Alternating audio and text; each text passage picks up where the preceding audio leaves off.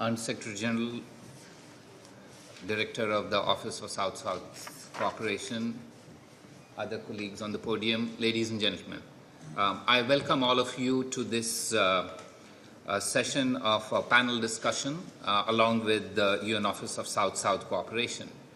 As you are all aware, the success of the implementation of the SDGs will depend on the mobilization of adequate resources, a fact recognized in SDG 17 itself.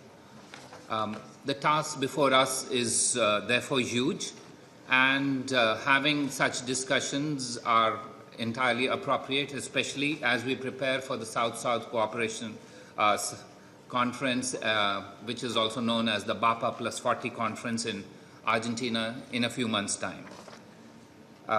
What I will do is, as you're aware, India has been an active development partner promoting South-South cooperation for many, many years.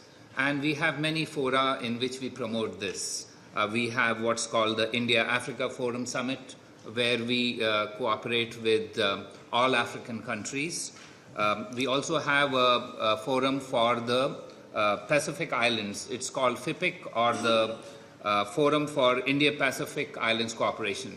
But what I'll do is try and place before you some examples of what we do here at the United Nations in cooperation with the Office for South-South Cooperation. I will also try and just give you some examples so that you understand how innovative we could be in these matters. Now, last June, in 2017 June, we started India United Nations Development Partnership Program along with the Office of South-South Cooperation. And I'll give you 5 examples of how you can be innovative if you are new, if you are willing to try to be open and pragmatic in promoting South-South cooperation. So the very first project we had was not a single country project, but a multi-country project. And we took that with 7 countries from the Pacific because it was focused on climate resilience. Climate resilience knows no borders. So if you would like transboundary challenges to be addressed, you can't address them in one country or in a country-specific manner. You could perhaps try and address them in a region-specific manner. So we had this first project with several Pacific Island countries. It helped us to bring a regional perspective beyond a national perspective, and also made the project very efficient because you could have the same sort of modules replicated in different countries of the region. That was innovative because that was the first project, yet it was not the traditional form of South-South cooperation of funding one country. Let me give you another example of one country and how you could be innovative with that. We had a project in Benin on agriculture. This was also an early project. What happened was, rather than being a one-country project, it led to a very interesting innovation of seed money. The government, we provided funding for the government of Benin for a project which was for X amount of dollars, and then they found that this project was so good that they wanted other people to fund it as well as the government itself. So what they did was they leveraged that money 5 times and got funding from different government organizations as well as from different UN organizations, and what went in at X became 5X, purely because we were early in providing that seed money for that. So you could leverage development partnerships of this sort even within a country and use it to multiply what is available to you in terms of funding. I can give you another example. Usually funds require visibility. They want to highlight what they have done, so they try and have projects where are totally funded by one source of funding. We came across a project in Uruguay where it was being funded by somebody, but there were critical gaps available. We again looked at it and said, well, why not provide the funding to fulfill that project? Otherwise, it would not have been fulfilled. So here is another innovative way of funding. It provided a crucial assistance at a time when it was needed to fill in gaps when it was available.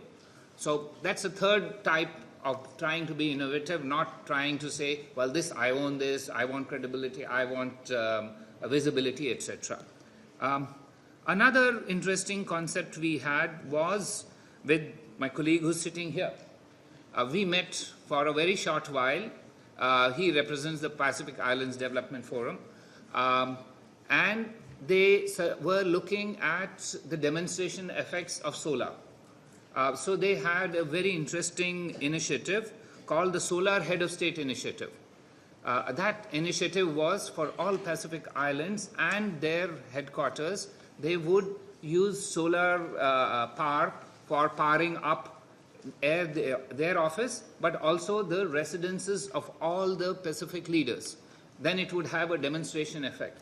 So we partnered with them. This was an outcome of discussion which was perhaps half an hour, but its impact is being felt widely, and its demonstration effect is such that we never thought when we met for half an hour that this would be the impact of that project. I can also perhaps give you one last way in which how we could be innovative in financing is in disaster recovery. Disaster recovery is a matter which just happens suddenly, so you can't plan for it. So these projects can't be available at the beginning, cannot be available in accordance with the timeline and the life cycle that generally funding is provided for. So what we worked out is that if there is a disaster, we put in a specific amount, even before the projects are approved. So you could work out projects as and when you require to meet disaster,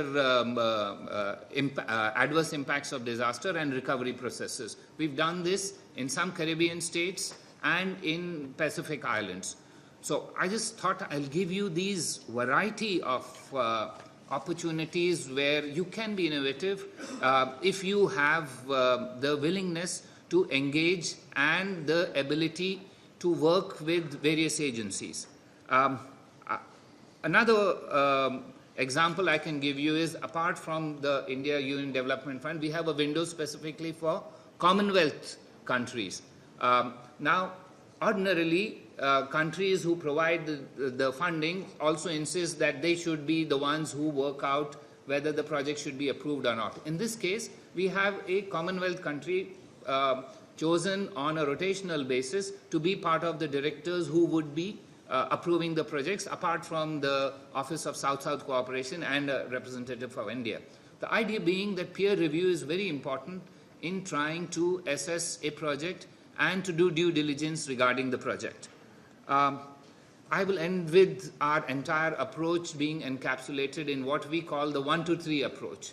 Our idea is that we would approve projects within 1 month of the project being received. We hope that those projects can be completed in 2 years, and in a period of 3 years, no project should continue beyond that.